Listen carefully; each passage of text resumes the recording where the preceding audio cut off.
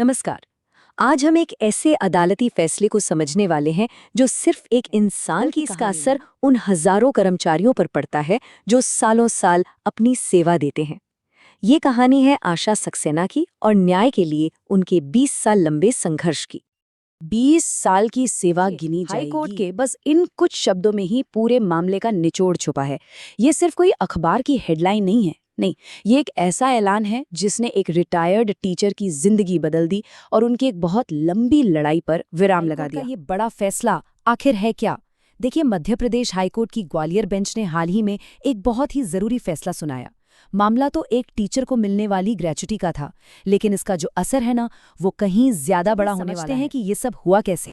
तो इस पूरी कहानी के सेंटर में ना एक बहुत ही सीधा सा टकराव है। सोचिए, एक तरफ एक टीचर हैं जिन्होंने अपनी जिंदगी के 20 साल से भी ज्यादा बच्चों को पढ़ाने में लगा दिए, और दूसरी तरफ है सरकार, जिसका कहना था कि उनकी ऑफिशियल सर्विस सिर्फ 1 साल की मानी जाएगी। बस यहीं से सारी कानूनी लड़ाई की शुरुआत हुई। तो चलिए, अब इस कानूनी लड़ाई के पीछे जो चेहरा है उनसे मिलते हैं। ये कहानी है आशा सक्सेना की, और सच कहें तो उन्हीं की हिम्मत थी जिसने इस पूरे मामले को एक ऐतिहासिक मोड़ दे दिया। आशा सक्सेना का जो डेडिकेशन है वो उनके करियर के सफर में साफ साफ दिखता है। देखिए, 1999 में उन्होंने शिक्षाकर्मी ग्रेड 3 के तौर पर काम शुरू किया। अब ये शिक्षाकर्मी कौन होते हैं? ये वो टीचर्स होते हैं जो सरकारी स्कूलों में ही पढ़ाते हैं, लेकिन शुरू में उनकी सर्विस की शर्तें रेगुलर सरकारी टीचर से अलग होती हैं। फिर सालों बाद 2018 में कुछ नए नियम आए और उन्हें राज्य कर्मचारी का दर्जा मिल गया, और 2019 में उन्हें प्राइमरी टीचर के तौर पर एडजस्ट कर दिया गया, मतलब उनकी पोजीशन को रेगुलर कर दिया गया।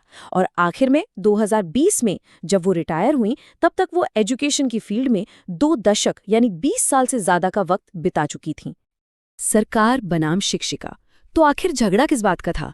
चले, सरकार और टीचर दोनों के तर्कों को ठीक से समझते हैं कि आखिर ये मामला कोर्ट तक पहुंचा ही क्यों।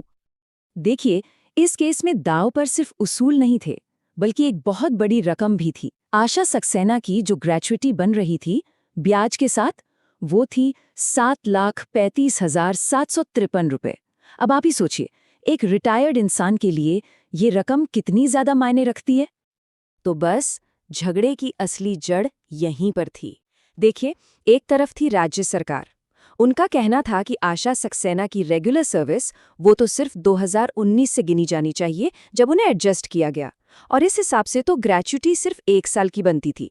वहीं दूसरी तरफ आशा सक्सेना का तर्क एकदम सीधा और साफ था। उनका कहना था कि भाई, मेरी सर्विस तो 1999 से लगातार चल रही है, बिना किसी ब्रेक के, तो फिर ग्रेच्युटी की गिनती भी पूरे 20 साल पर ही होनी चाहिए। और अब आते हैं कहानी के सबसे जरूरी हिस्से पर, अदालत का तर्क। आखिर कोर्ट ने इस मामले को किस नजरिए से देखा? जस्टिस आशीष श्रुति ने कानून को कैसे समझा और एक ऐसा फैसला दिया जो आगे चलकर एक मिसाल बन गया? तो सारा खेल था इस एक शब्द का, निरंतर सेवा, यानी कंटिन्यूअस सर्विस।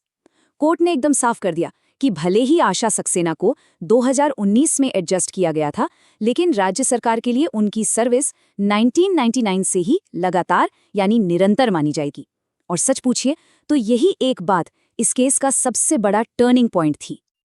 तो कोर्ट के फैसले के जो मेन पॉइंट्स थे वो बहुत ही क्लियर थे। सबसे पहली बात, शिक्षाकर्मी के तौर पर की गई सर्विस को राज्य की कंटिन्यूअस सर्विस माना जाएगा। दूसरी बात, 2018 के जो नियम है वो खुद ये बात पक्की करते हैं कि सारे टीचर्स राज्य के कर्मचारी हैं।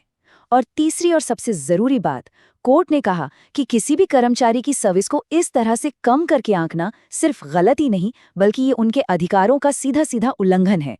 इसीलिए जो कंट्रोलिंग अथॉरिटी ने पहले पूरा पेमेंट देने का आदेश दिया था, कोर्ट ने उसे सही ठहराया। हजारों शिक्षकों के लिए उम्मीद, और ये बात बिल्कुल सही है, क्योंकि ये फैसला सिर्फ आशा सक्सेना का नहीं है, इसका जो असर है ना वो बहुत दूर तक जाने वाला है। तो चलिए अब ये देखते हैं कि ये हजारों दूसरे टीचर्स के लिए क्या मायने रखता है।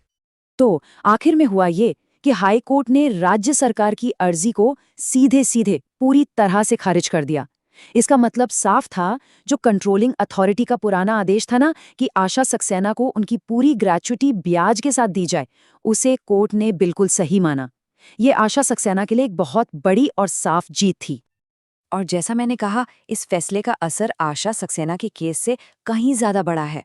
ये सिर्फ एक जीत नहीं है, ये एक कानूनी मिसाल बन गया है।